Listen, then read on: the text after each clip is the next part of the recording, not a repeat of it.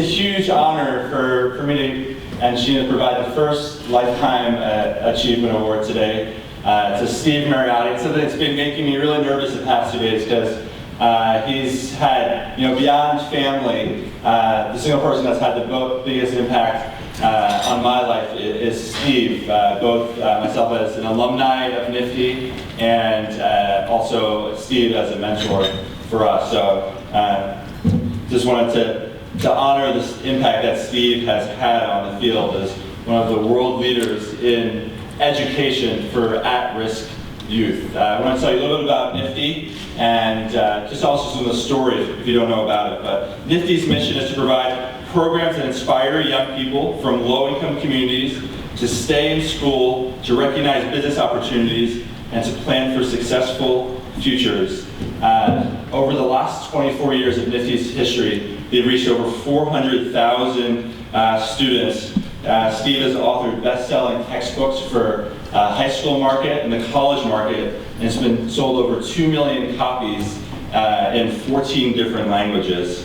It's one of the most replicated organizations nationally and internationally in our field, and it's in 12 different countries, and one of them being China, and was recently rated by a popular vote as the most one of the most important nonprofits in all of China. Literally received over 600,000 votes from the public. I think that's truly amazing. And Steve's won about 1 million different awards. Some of the ones that I think are some of the best are, in 1988 he received the National Federation of Independent Business Teacher of the Year Award. So in his previous life he was a teacher, and also the Entrepreneur of the Year Award as well. And if you don't know about Nifty's history, it kind of started when Steve had a life-changing incident. He was about 30, in his early 30s. He was an entrepreneur, and one day he was mugged by a group of teenagers for $5. And that really led to him thinking differently about why would these people mug me for $5. And most people would just leave it at that, but Steve actually made a career change, and he ended up becoming in dropout prevention. So some of the most difficult students in some of the most difficult schools in New York City. So he's had his life threatened a number of times,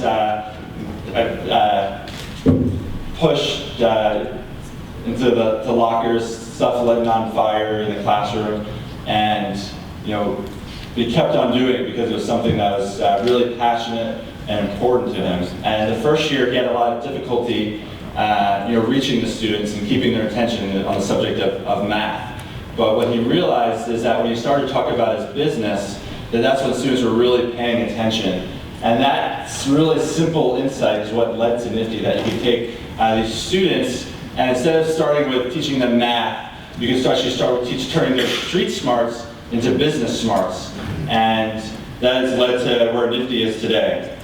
And I'm going to give it over to Sheena, and then we're going to ask Steve to say a few words.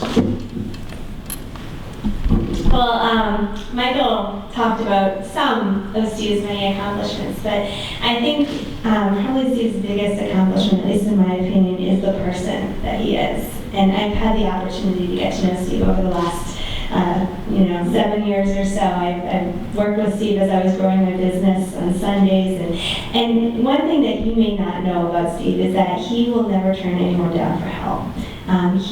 Over the Sundays that I worked with him, I saw so many people come in. He met with people from all walks of life, anybody who needed that support and that mentorship. And some of his first students from many years ago, they all came back to him, and there's nobody that has had anything negative to say about him. He's affected so many lives. And as Michael alluded to at the beginning of his introduction, he has definitely affected our lives. I have to say, we wouldn't be sitting in this room today if it wasn't for Steve Mariotti. And he's offered us so much mentorship, so much support as we've grown the Extreme Entrepreneurship Tour.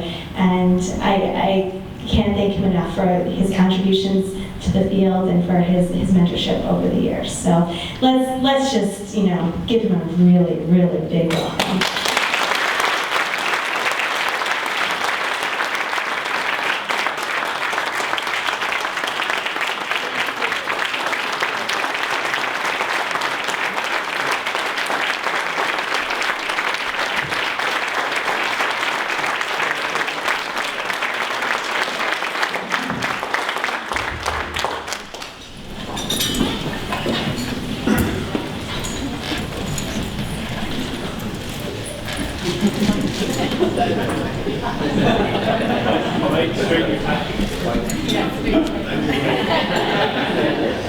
Let's see who will be trophy.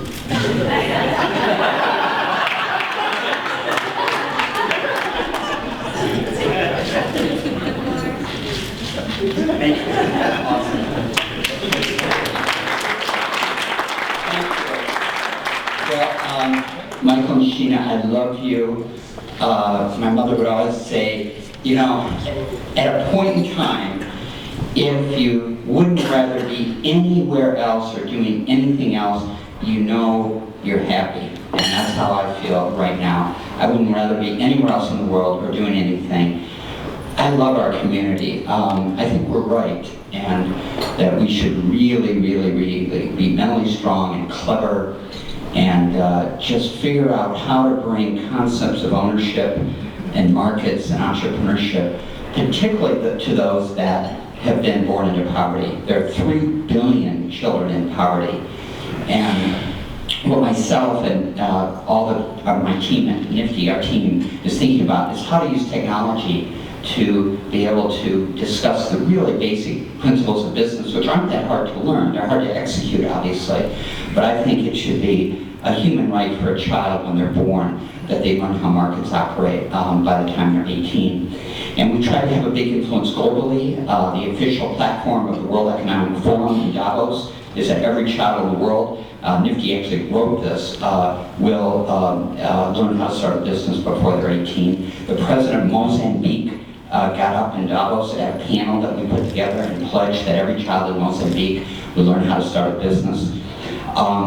I think that the privatization of international relations, the connection of entrepreneurs, and the beautiful ideas around ownership and how markets can create wealth is a really great way to prevent war, which we absolutely have to do. And I think the problems in the environment and the problems of poverty and the other problems that are threatening our world, our civilization, all of them, in part, in a small part, the solutions lie in this room and this great day. And we cannot give up. We have to be strong, because I think we are right on this. And I'm really, really proud. I want to just, as I close, I do want to thank a friend, not to embarrass him, but of 26 years.